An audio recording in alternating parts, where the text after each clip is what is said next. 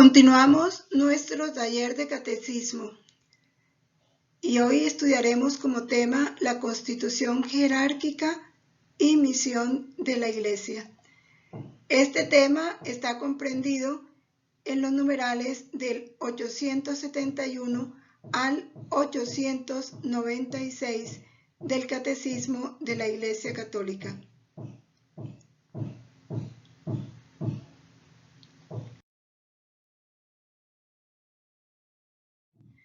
Jesús, nos unimos a tu voluntad, para que seas tú en nuestros ojos, en nuestras palabras, en nuestros oídos, en nuestro corazón, y tu voluntad en nosotros le dé gloria infinita al Padre, y lleve el bien a todos nuestros hermanos.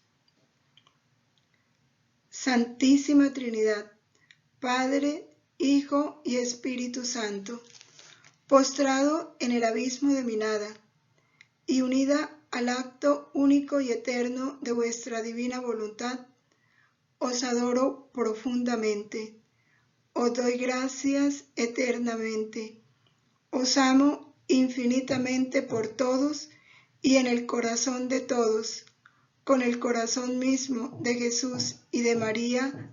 Amén. Dios te salve María, llena eres de gracia, el Señor es contigo, bendita tú eres entre todas las mujeres, y bendito es el fruto de tu vientre Jesús. Santa María, Madre de Dios, ruega por nosotros pecadores, ahora y en la hora de nuestra muerte. Amén. Gloria al Padre, al Hijo y al Espíritu Santo, como era en el principio, ahora y siempre, por los siglos de los siglos. Amén. En el nombre del Padre, y del Hijo, y del Espíritu Santo. Amén.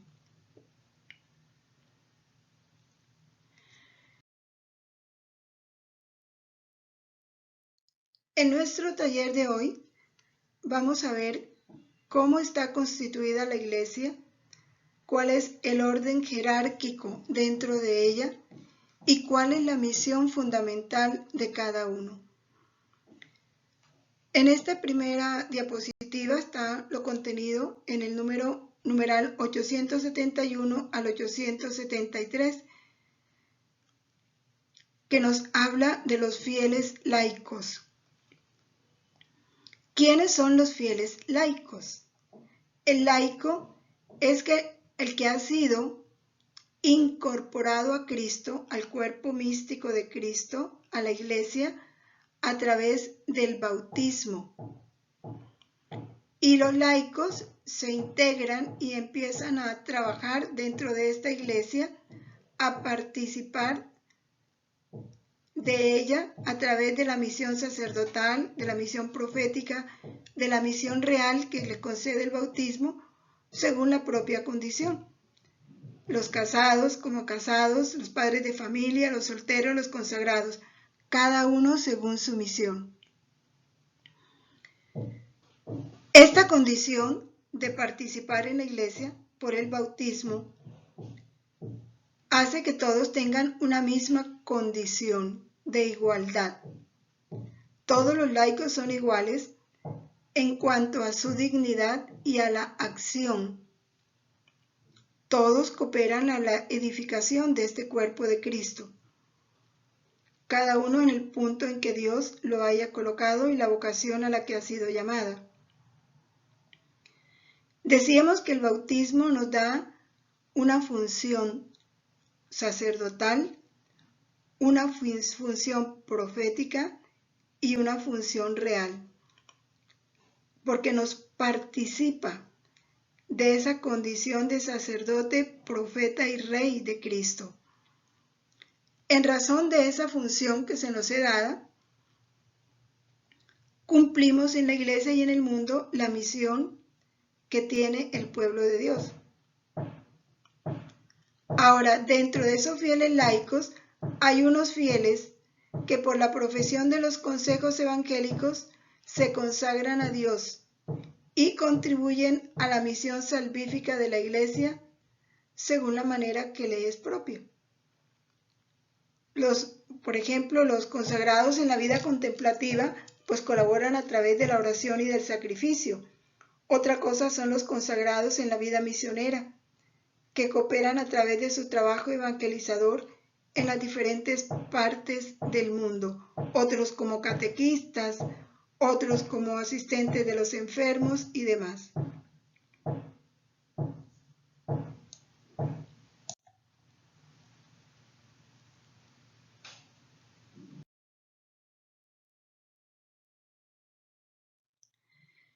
La jerarquía de la Iglesia. ¿Cuál es el orden que siguen los miembros de la Iglesia? El numeral 874 y el numeral 875 nos habla de que Cristo es la fuente del ministerio de la Iglesia. ¿A qué se llama ministerio? La palabra ministerio se traduce en servicio. Cristo se hizo el servidor de todos y nos mandó, nos dijo: el que quiera ser mayor, constitúyase el servidor de todos. En razón de eso, cuando Él elige a los 12 y luego a través de los 12 a los seguidores de estos apóstoles, constituye en su pueblo diversos ministerios. Y los ministerios o el servicio, que es lo mismo, están ordenados al bien de todo el cuerpo místico de Cristo. Dice el apóstol San Pablo en la carta a los Romanos, capítulo 10, versículos del 14 al 15. ¿Cómo creerán en aquel a quien no han oído? ¿Y cómo van a oír si no hay quien les predique? ¿Y cómo van a predicar si no hay quien los envíe? El envío es fundamental, porque el envío es el signo de que esa misión o ese ministerio se cumple en el nombre de Cristo. Nadie, dice el catecismo, y esto es bien importante, ningún individuo ni ninguna comunidad puede anunciarse a sí mismo el Evangelio. La fe viene de la predicación. El niño, ¿de dónde viene la fe del niño? De la predicación de sus padres, de sus catequistas, de sus profesores. Nadie puede predicarse a sí mismo. Nadie puede anunciarse a sí mismo el Evangelio.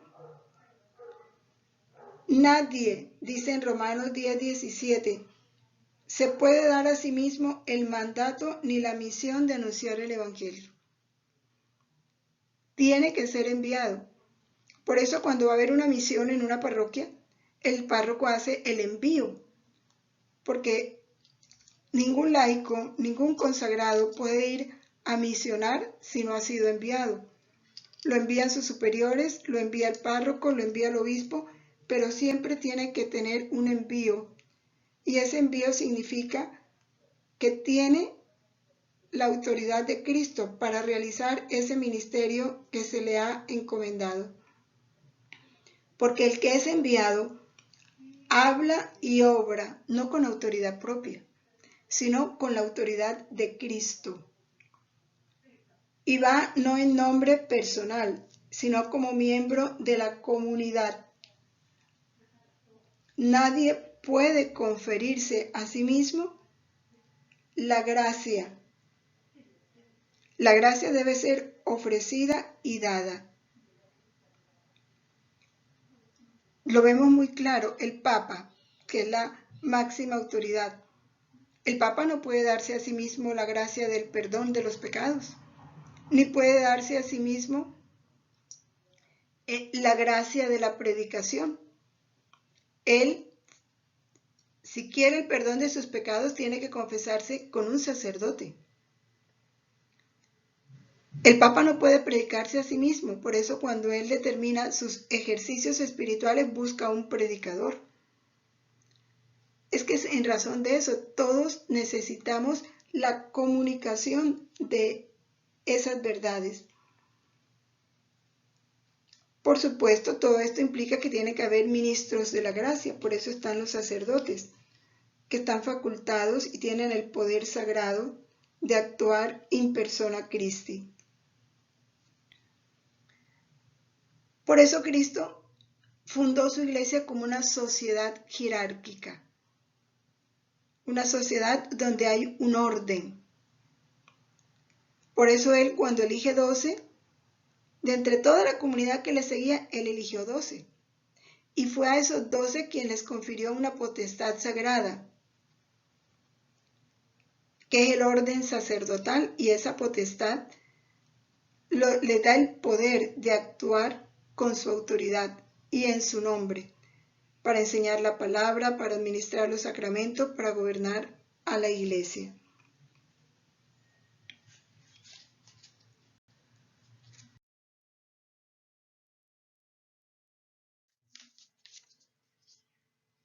Y esa potestad es en razón de esto, sí. Si no hay quien les anuncie, si no hay quien envíe a anunciar, pues no se podrá dar la fe en el pueblo de Dios ni acrecentar esa fe.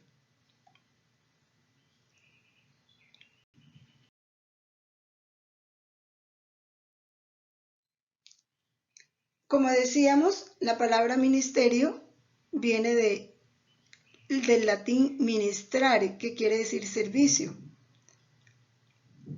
Y este servicio se realiza fundamentado en la palabra de Dios de Mateo 20, 28. El Hijo del Hombre no ha venido a ser servido, sino a servir.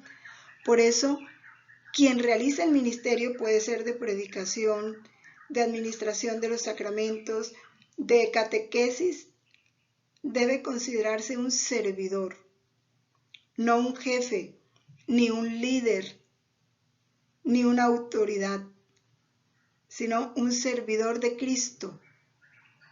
Y porque está sirviendo a Cristo, Cristo le concede el poder de su palabra. Por eso el ministro es un servidor de la comunidad. No busca ser servido, sino servir. Es lo único que lo puede asemejar a Cristo. De lo contrario, contradice ese ministerio.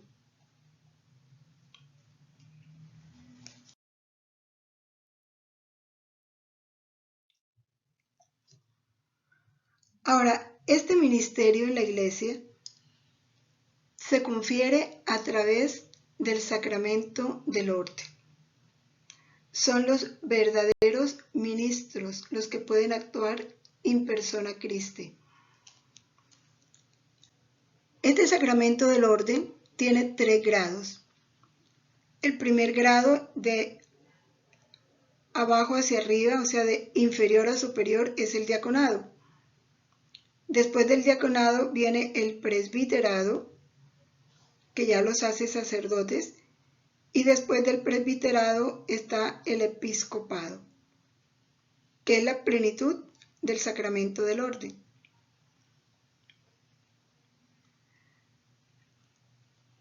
Jesús elige a los 12 y a los 12 los ordena sacerdotes. Por eso ellos en los comienzos de la iglesia tienen ese poder de administrar la Eucaristía, el perdón de los pecados, de nombrar en cada comunidad quién va a dirigir esa comunidad, porque los hace sacerdotes y los hace obispos. La vocación del orden tiene carácter colegial. ¿Cómo así? Porque el sacerdote no puede actuar solo. Por eso están agrupados los sacerdotes en pequeñas comunidades eclesiales. De eso vamos a hablar después. Todo sacerdote debe pertenecer a una diócesis. Y la diócesis tiene un conjunto de parroquias y cada parroquia está bajo el cuidado y la autoridad de un presbítero. Entonces, en una diócesis hay muchos presbíteros. Debe haber, en razón de esa colegialidad de la vocación del orden, debe haber una unidad fraternal entre los sacerdotes, los obispos y el Papa. Es disonante, es antitestimonio, es doloroso encontrar división. Lastimosamente hoy se está dando esta división, se está rompiendo esa unidad fraternidad por la diferencia que se está dando en la doctrina. Por eso tenemos que orar mucho por la iglesia. Todos los miembros de la iglesia, y esto es muy claro, sea laico, sea diácono, sea presbítero, sea obispo, sea cardenal, todos tenemos una responsabilidad. Y esa responsabilidad es de ser santos. Es en la medida de nuestra santidad que esa acción ministerial sea fecunda y de los frutos que Dios quiere. Y esa santidad proviene de nuestra unión con Cristo. Mientras más unido a Cristo está el ministro, más estará lleno del Espíritu de Cristo. Y ese Espíritu de Cristo lo santificará cada vez más. El sacerdote siempre es un mediador entre Cristo y los fieles. Se hace puente. Ahora, en este ministerio tenemos que ver que en el ministerio hay un doble llamado. Primero tiene que haber un llamado personal. Dios a cada persona lo llama a realizar una misión especial dentro de la iglesia. A uno lo llama para ser sacerdotes, a otro lo llama para consagraros, en el caso de la vida religiosa, a otro lo llama como laicos, a otro lo llama para realizar su misión en la familia. Pero cada uno de estos caminos es un camino de santidad. Ninguno de esos caminos está excluido de la santidad. Lo importante antes de escoger el camino, prácticamente no lo escogemos nosotros, lo escoge Dios. Lo que a nosotros nos toca es descubrir cuál camino tiene Dios para cada uno de nosotros. De ahí la importancia de escuchar esa voz de Dios. Y esa voz de Dios no se puede escuchar sino en la oración. ¿Por qué muchos se equivocan en la elección? Porque no oraron, porque tal vez miraron sus intereses personales, las circunstancias que vivían en ese momento, pero nunca pensaron que es Dios quien elige, que es Dios quien determina el ministerio, no nosotros. Por eso este ministerio tiene primero un carácter personal. Dios llama a cada persona. Y dentro de ese carácter personal también hay un carácter colegial o social,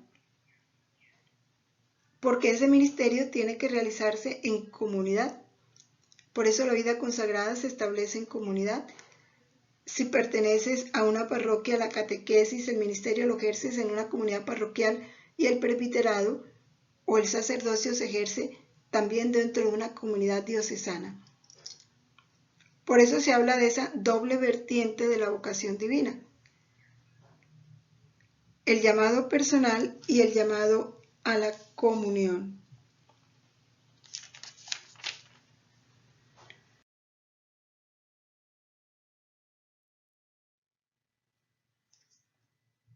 Bueno, la jerarquía de la iglesia. A grandes rasgos, así una pirámide grande y sencilla, tiene en el vértice al Papa. Es el vicario de Cristo, es la máxima autoridad en la iglesia.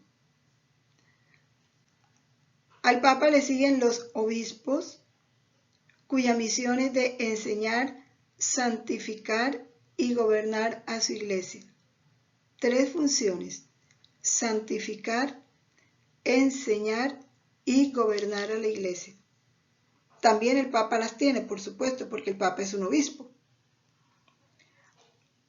A los obispos le siguen los presbíteros, que nosotros llamamos comúnmente sacerdotes.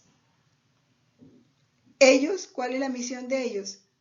Celebrar los sacramentos, predicar el Evangelio y celebrar muy especialmente la Eucaristía y colaborar con los obispos en el gobierno y la administración de las diócesis. Y por último vienen los diáconos, que es la primera orden del sacramento del orden, y que su papel es colaborar con los sacerdotes.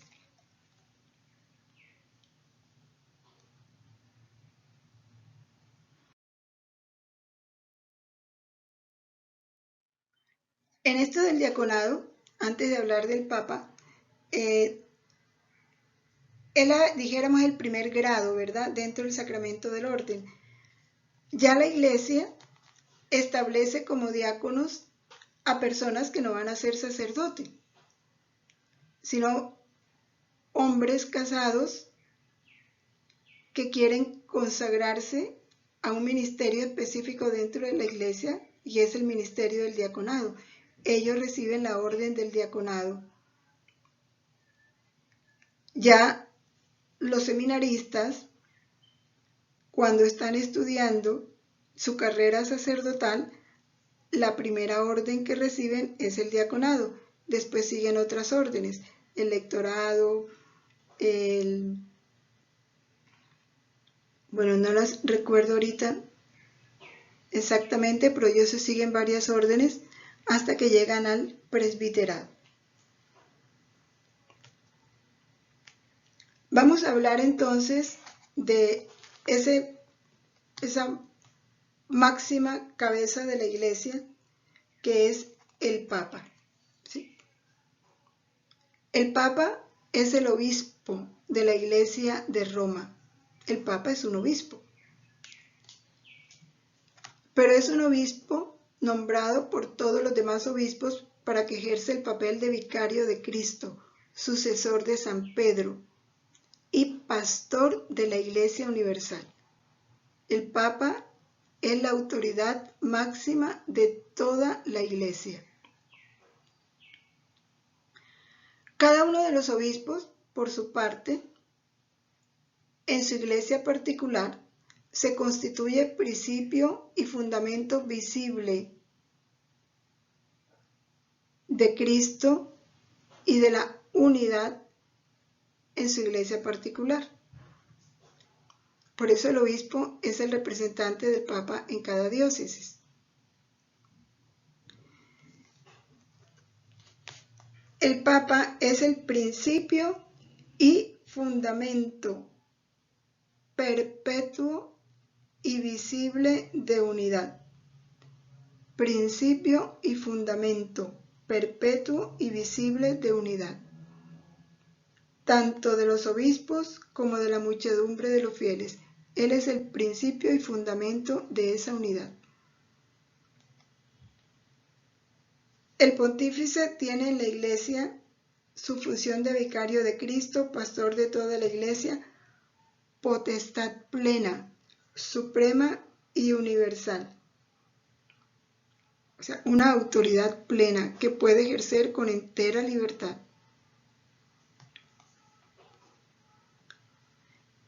En términos del Concilio Vaticano II, el Papa goza por institución divina de una potestad suprema, plena, inmediata y universal para cuidar las almas.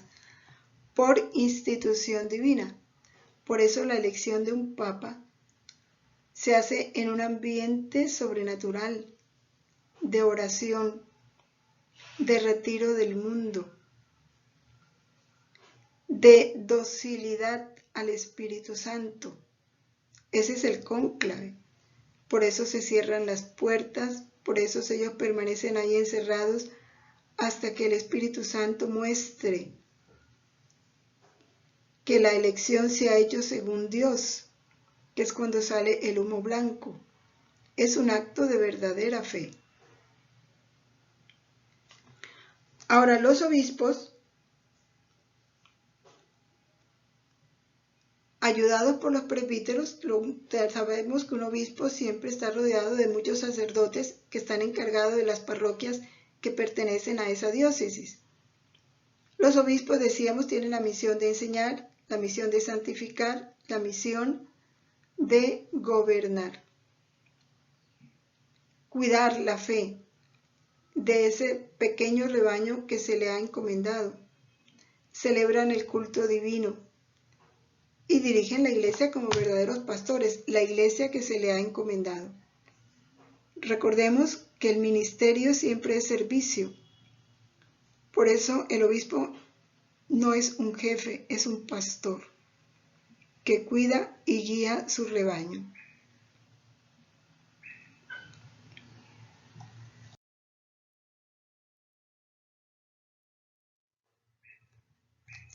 Hablamos de colegio episcopal porque decíamos que este ministerio no se realiza en forma individual, sino siempre dentro de una colegialidad. El colegio episcopal no tiene ninguna autoridad en sí misma, sino está unido con el romano pontífice, que es el sucesor de Pedro y es cabeza de ese colegio episcopal, porque el Papa es un obispo. Él es la cabeza de ese colegio episcopal. Él es el jefe de todos los demás obispos. El Papa sí goza de suprema y plena potestad en la Iglesia Universal. En cambio, el colegio episcopal o los obispos no. Ellos están sujetos a la potestad del Papa. Están bajo su autoridad, en modo individual y en modo colegial.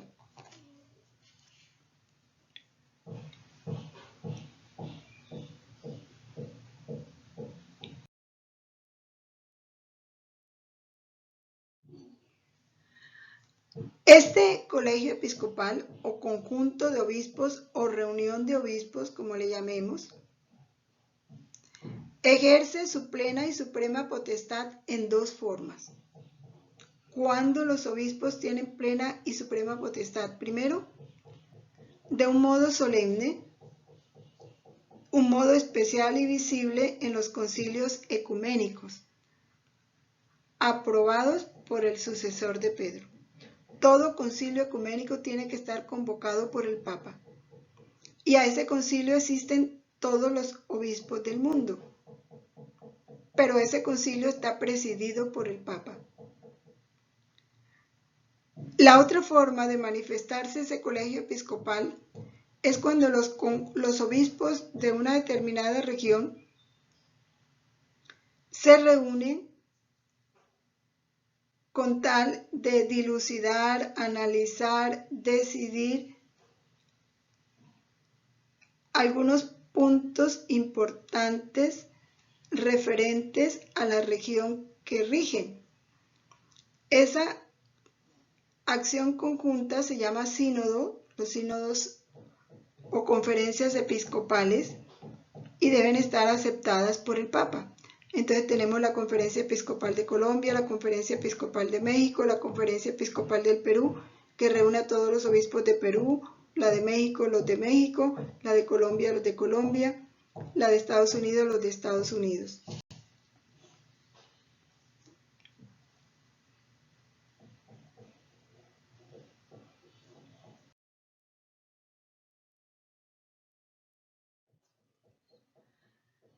Vamos a detenernos un momentico en los obispos. Los obispos son sucesores de los apóstoles. Todo obispo es la cabeza visible, es el representante personal de Cristo en la iglesia particular que le ha sido canónicamente confiada. Es el Papa el encargado de nombrar a los obispos.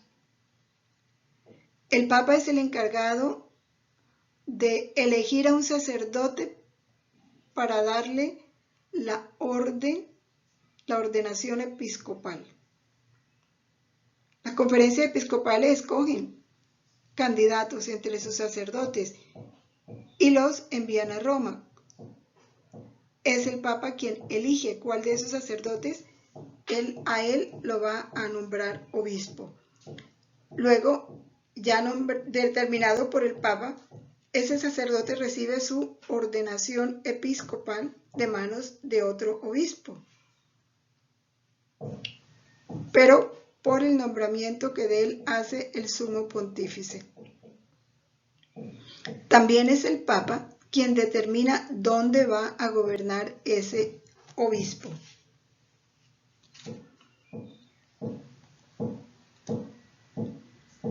Sobre esta específica porción del pueblo de Dios que dirige un obispo, el obispo ejerce una potestad propia, ordinaria e inmediata. Y allí en esa porción él enseña, santifica y rige. Y en esto es independiente. O sea, cada obispo es independiente en su diócesis. Y un obispo no puede llegar a gobernar en la diócesis de otro obispo. Y un sacerdote de una diócesis, por ejemplo, el sacerdote que pertenece a la diócesis de una diócesis de Perú, por ejemplo, no puede llegar el sacerdote a realizar cualquier acción ministerial en otra diócesis sin el permiso de ese obispo. Supongamos que se le vaya a casar una sobrina y quiera administrar el sacramento del matrimonio en la parroquia donde vive esa sobrina. Si esa parroquia pertenece a otra diócesis, él no puede llegar a celebrar el sacramento sin el permiso del obispo de esa diócesis. Ya veíamos cómo es el pontífice, el romano pontífice, el que libremente nombra a los obispos para una sede o para una misión canónica determinada.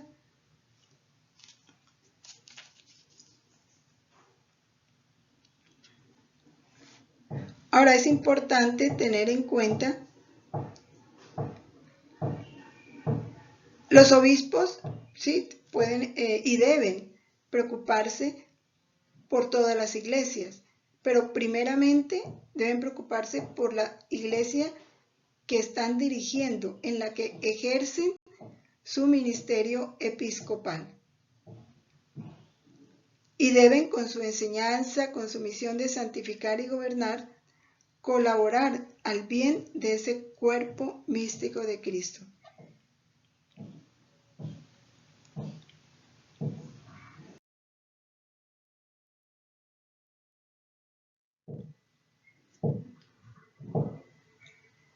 Vamos a explicar un poquito esa triple misión u oficio que tiene la iglesia. El oficio de enseñar, que es el ministerio profético.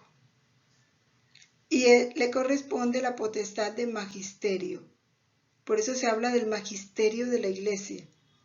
El magisterio de la iglesia es el responsable de conservar y transmitir, conservar, transmitir y defender la verdad de la iglesia. Esa verdad que tiene que ser enseñada, que tiene que ser dada a conocer de parte de esos maestros que son los obispos a todo el pueblo de Dios. De esta misión de enseñar participan los presbíteros en sus parroquias. ¿Cómo realizan el oficio de santificar? Ese oficio de santificar lo realizan a través de la administración de los sacramentos. Recordemos que cada sacramento, a través de los sacramentos recibimos la gracia de Cristo. Los sacramentos nos van ayudando a crecer la vida de Cristo en nosotros. Y esa es la misión de santificar que ejercen los sacerdotes a través del sacramento del orden. Y el oficio de gobernar, que es el ministerio pastoral, se da a cada obispo en su diócesis, a cada sacerdote en su parroquia. Por eso en su parroquia el sacerdote es la autoridad, no el alcalde, ni el grupo parroquial, ni el consejo parroquial, no, la autoridad es el sacerdote, igual en la diócesis.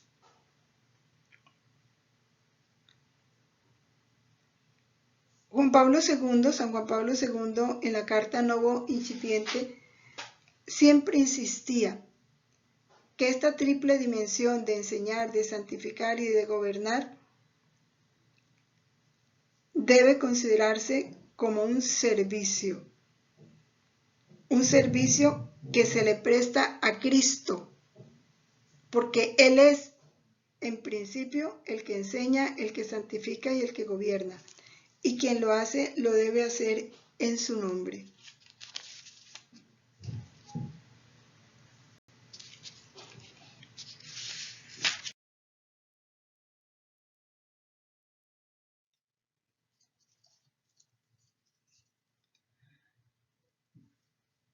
Bueno, en cuanto a la misión de enseñar, es importante tener en cuenta una cosa.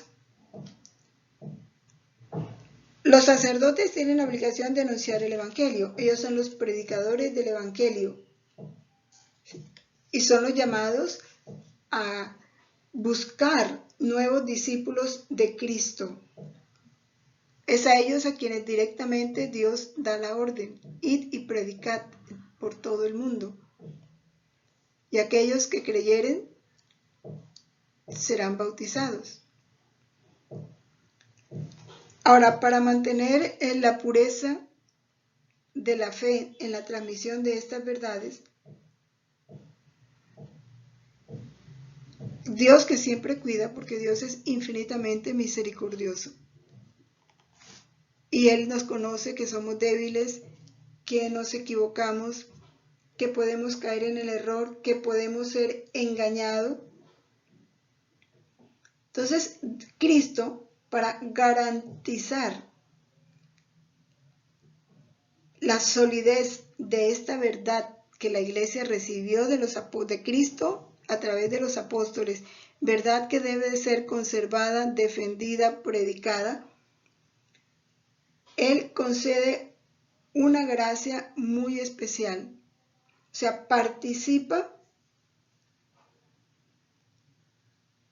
a su obispo de su propia infalibilidad por medio del sentido sobrenatural de la fe. Por eso el Papa posee esta infalibilidad. A quien es nombrado Papa, Dios le concede la gracia de la infalibilidad. ¿En qué consiste? En que hay la seguridad, óiganlo bien, seguridad, esto es una verdad de fe, de que el Papa no va a fallar, no se va a equivocar, no va a cometer error, ni nos va a engañar, cuando la verdad que se proclama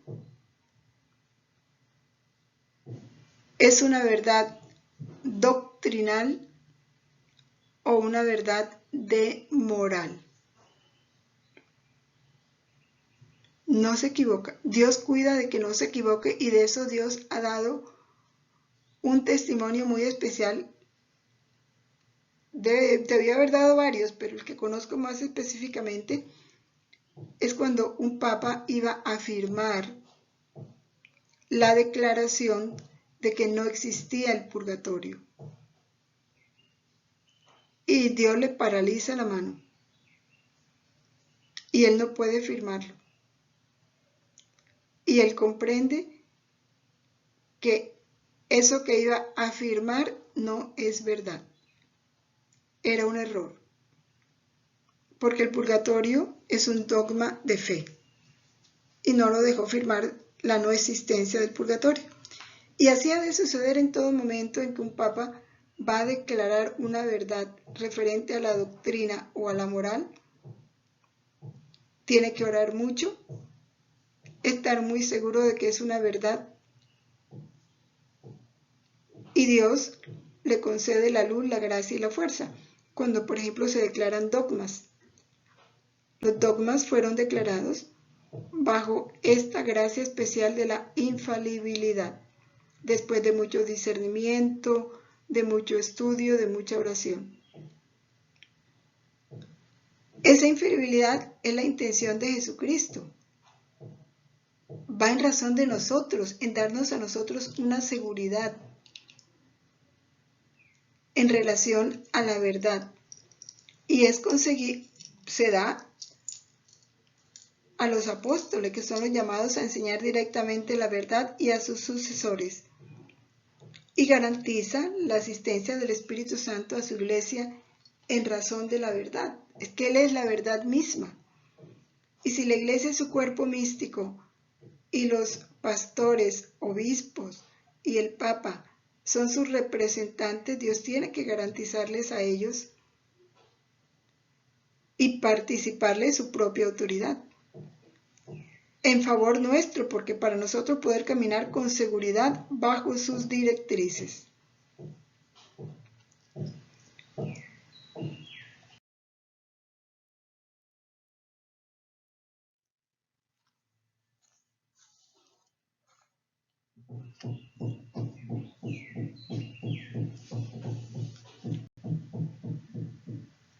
Bueno, ahora, ¿cómo ejercen los obispos la función de santificar? El obispo es el administrador de la gracia del sumo sacerdocio. El sumo sacerdote es Cristo. Y muy particularmente a través de la Eucaristía, Él concede la gracia a su pueblo, porque la Eucaristía es el centro de la vida y de la vida de esa iglesia particular.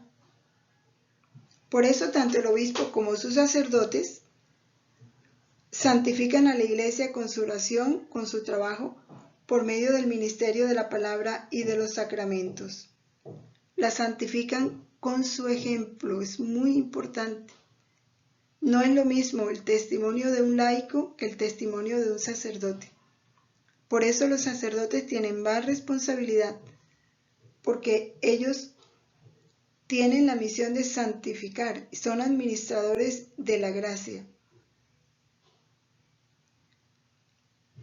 Por eso no deben tiranizar a los que les ha tocado cuidar, sino deben hacerse modelos de la grey, como lo dice la primera carta de Pedro en su capítulo 5, versículo 3. Porque ellos deben llegar a la vida eterna, y esto es bien importante, deben llegar a la vida eterna junto con el rebaño que les fue confiado. ¡Qué responsabilidad!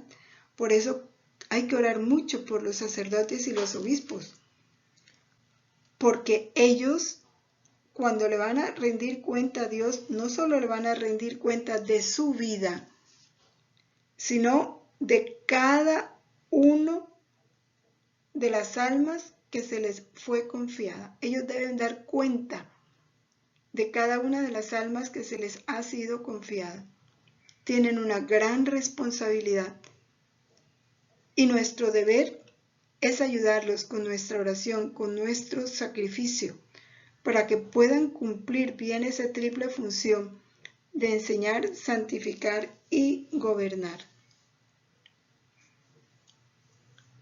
Ellos santifican dispensando la gracia a través de los sacramentos y de la palabra. Dijimos su oración, su ejemplo y su trabajo.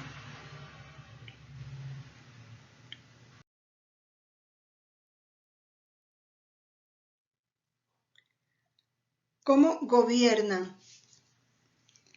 Tanto los obispos como los vicarios como los sacerdotes están llamados a gobernar la porción que se les ha confiado. El obispo en su diócesis, los vicarios en la parte que el obispo les asigna y los presbíteros en sus parroquias. Y no solo la gobiernan con sus órdenes, sino con sus exhortaciones, con sus consejos, con sus ejemplos, también con su autoridad. Ahora, esa autoridad la deben ejercer con la misma autoridad de Cristo, pero el objetivo es edificar con espíritu de servicio ese pueblo que se les ha confiado. como lo hizo Cristo, como maestros. Esta potestad de gobernar la desempeñan en nombre de Cristo. Ahora, la ejercen en forma ordinaria e inmediata. Pues sí, porque tienen que resolver los problemas de forma ordinaria y siempre se le presentan. Dice el Catecismo, no se debe considerar a los obispos como vicarios del Papa, porque el Papa tiene una autoridad ordinaria e inmediata sobre toda la Iglesia, pero la autoridad del Papa no anula la autoridad de los obispos, sino que la confirma y la cuida. Eso sí, cada obispo debe ejercer su autoridad en comunión con toda la Iglesia, no de forma particular, no a su antojo, no. En comunión con el espíritu de la Iglesia y siempre bajo la guía del Papa. Ningún obispo puede estar en oposición con el Papa, ni en contradicción con el Papa. Ya decíamos dolorosamente, hoy tenemos una parte de esa porción de Alemania, de la Iglesia alemana, en oposición a las verdades de la Iglesia, a lo determinado por la Iglesia.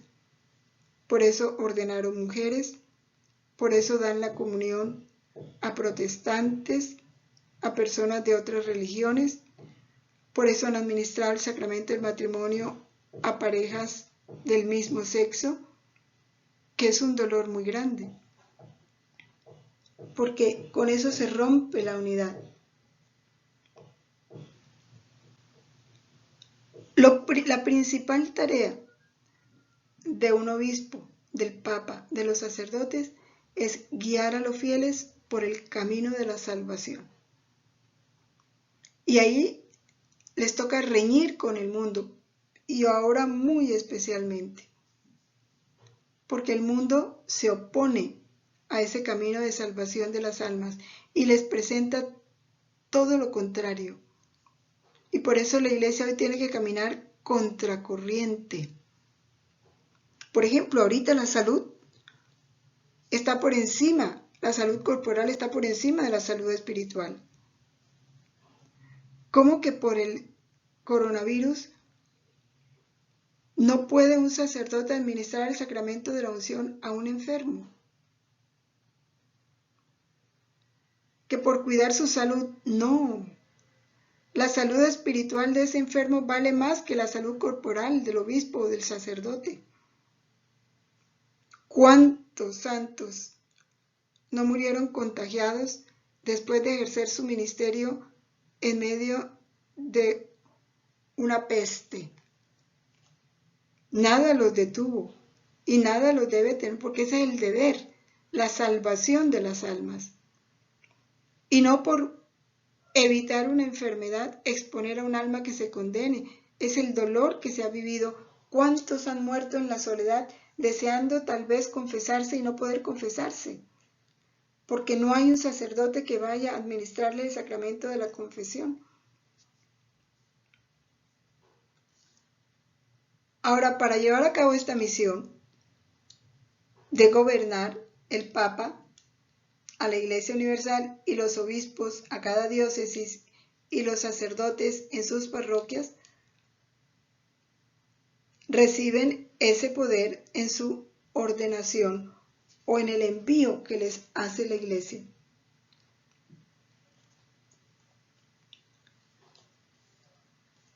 En el numeral 896, San Ignacio de Antioquía nos dice: seguid todos al obispo, como Jesucristo sigue a su Padre. ¡Qué responsabilidad!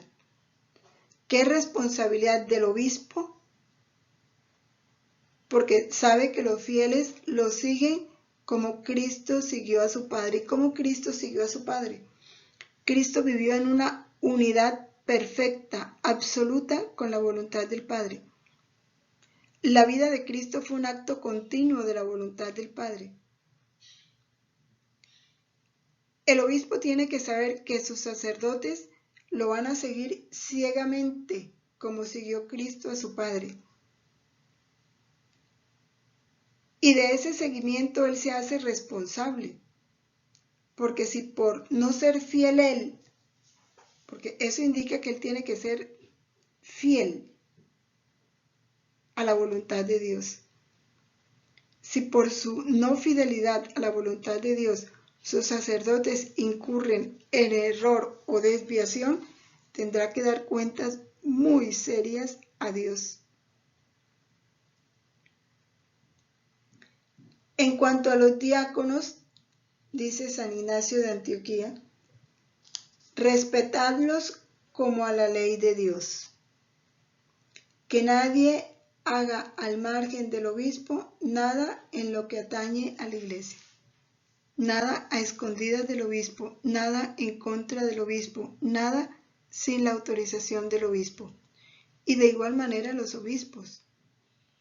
Nada a escondidas del Papa, nada en contra del Papa, nada sin la autorización del Papa.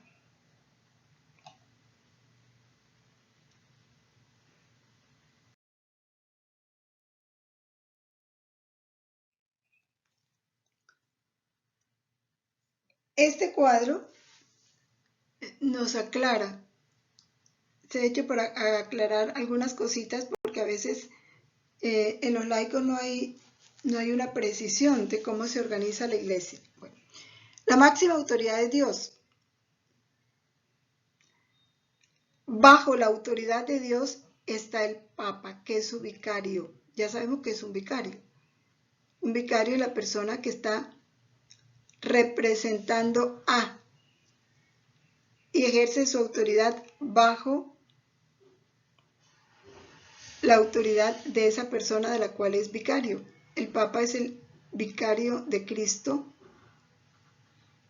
Luego, él representa a Cristo y él tiene que estar totalmente rendido a Cristo.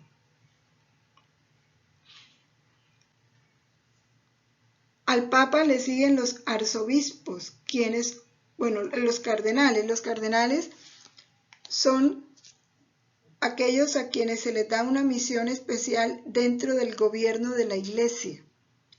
Por eso los cardenales en su mayoría están en Roma. Cada cardenal tiene bajo su responsabilidad un dicasterio.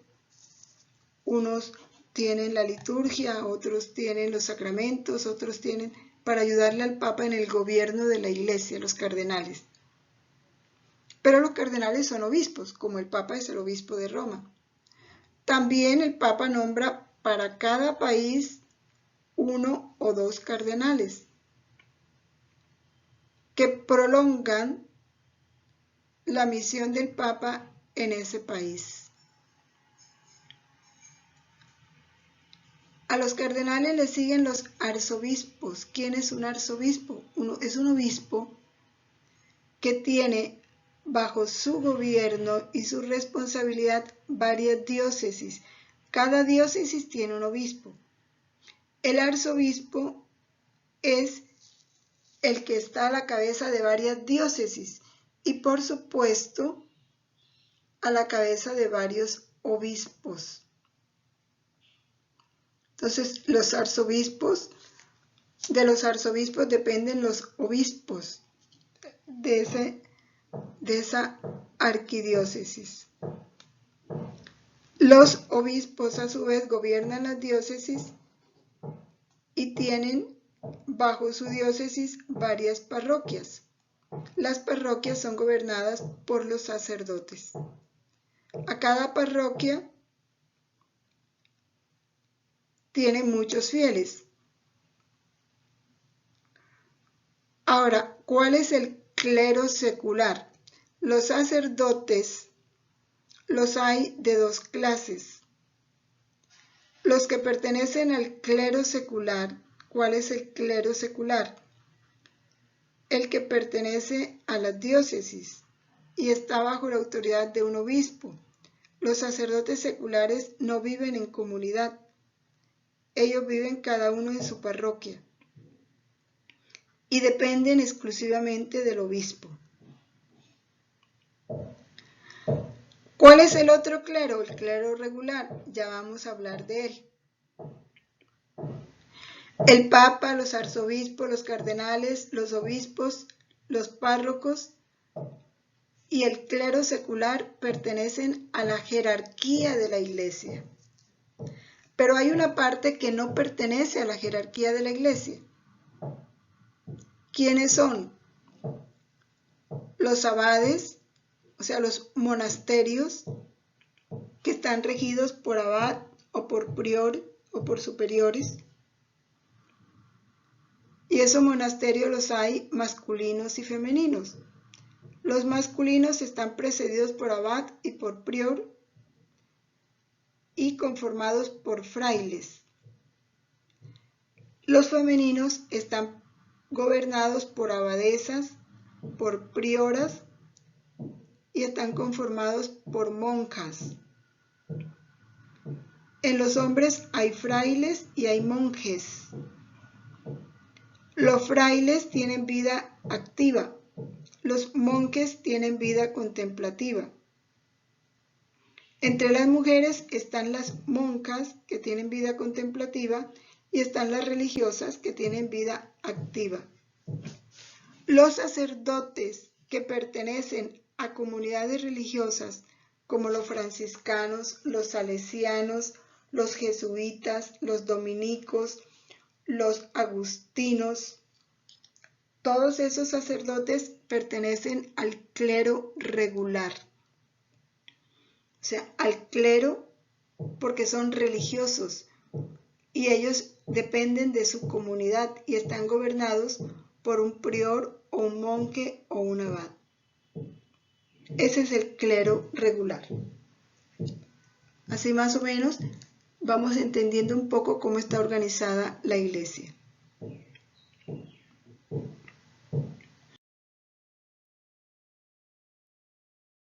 En el volumen 2 de mayo 2 de 1899, Jesús nos habla de esto y habla cosas muy importantes. Dice que en su iglesia está representado todo el cielo. Dice, así como en el cielo uno es la cabeza, que es Dios, muchos son los santos de diferentes condiciones, de diferentes órdenes y de diferentes méritos. Así en mi iglesia uno es la cabeza, que es el Papa, y hasta en la tiara que rodea su cabeza está representada la Trinidad Sacrosancta. Y muchos son los miembros que de esta cabeza dependen, o sea, diferentes dignidades, diferentes órdenes superiores e inferiores. Desde el más pequeño hasta el más grande, todos sirven para embellecer mi iglesia. Y cada uno, según su grado, tiene un oficio que le ha sido dado, o sea, el ministerio que tiene que ejercer, según el grado que tenga.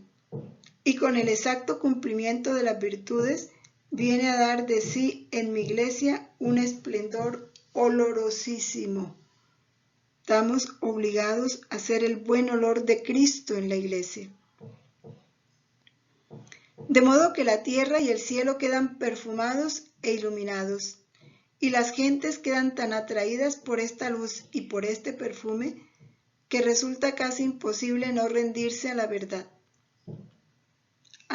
que ellos comunican. Te dejo a ti el considerar aquellos miembros infectados. Eso le dice a Luisa y nos dice a nosotros. Esos miembros que no son el buen olor de Cristo. Esos miembros que no dan luz, sino tinieblas. Y que dolorosamente hoy encontramos muchos de ellos en nuestra iglesia. Que en vez de producir luz, dan tinieblas. ¿Cuántos destrozos hacen en mi iglesia? Claro. Porque dígame un sacerdote que predique errores, que Jesús no resucitó, que Jesús no está en la Eucaristía, hace mucho daño, porque los fieles creen en sus sacerdotes, como un obispo que predique errores. Es mucho el daño que hace porque sus sacerdotes creen en él como Cristo creyó en su Padre. Esa es la gran responsabilidad. Por eso dice Jesús, cuántos destrozos hacen en mi iglesia. De manera que oremos. ¿Por qué Jesús se los da a considerar a Luisa? Para que ore por ellos, para que se sacrifique por ellos.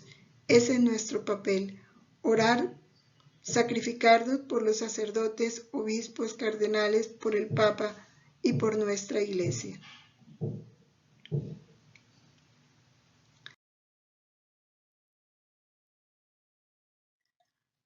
Con este sentimiento de pertenencia a la iglesia, ese amor, porque ese cuerpo místico de Cristo resplandezca en santidad, vamos a guardar estas verdades en nuestro corazón, rumiarlas, para sentirnos verdaderamente iglesia, así como en nuestro cuerpo, cuando un dedo se enferma o la pierna o la cabeza, buscamos cómo aliviarla. Así tenemos que hacer como miembros del cuerpo místico. Si sabemos de algo que no funciona, es nuestro deber orar para que eso sane, para eso que está enfermo sane, para que eso que está en tiniebla tenga luz, para que eso que está podrido y huele mal obtenga la sanación y adquiera el buen olor de Cristo. Terminemos pidiendo que este reino de Dios venga a nosotros. Padre nuestro que estás en el cielo, santificado sea tu nombre. Venga a nosotros tu reino. Hágase tu voluntad, así en la tierra como en el cielo. Danos hoy nuestro pan de cada día.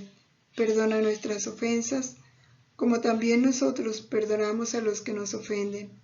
No nos dejes caer en la tentación y líbranos del mal. Amén. Permanezcamos en la voluntad de Dios siempre. Fiat.